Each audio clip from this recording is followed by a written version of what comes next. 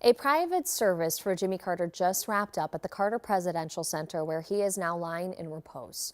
This is the public's first opportunity to pay their respects in person. Joe McCoy joining us with more on his legacy and a breakdown of the memorial and funeral plans for the 39th president.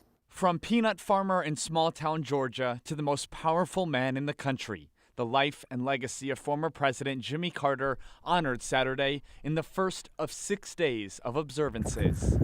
Carter's family traveling with the motorcade from the hospital to his historic boyhood farm in Plains, Georgia.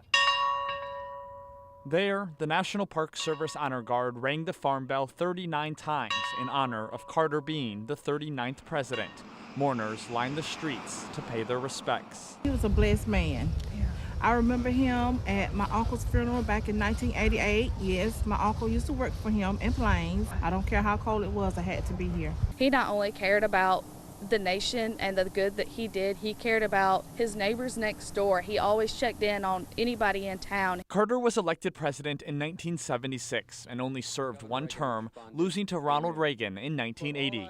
But his legacy went to new heights during his post-presidency years. Carter was a passionate humanitarian, and in October 2010, he built and repaired homes in Minnesota for Twin Cities Habitat for Humanity. I would say that on an average, it's more fun to build Habitat houses.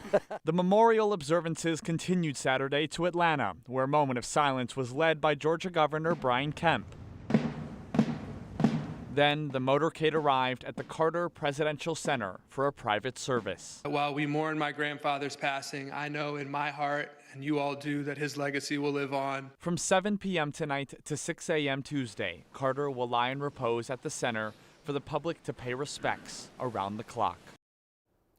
On Tuesday, Carter's body will be flown from Atlanta to Washington, D.C. to lie in state at the Capitol Rotunda before his national funeral on Thursday. He will then be buried in Georgia next to his late wife, Rosalind Carter.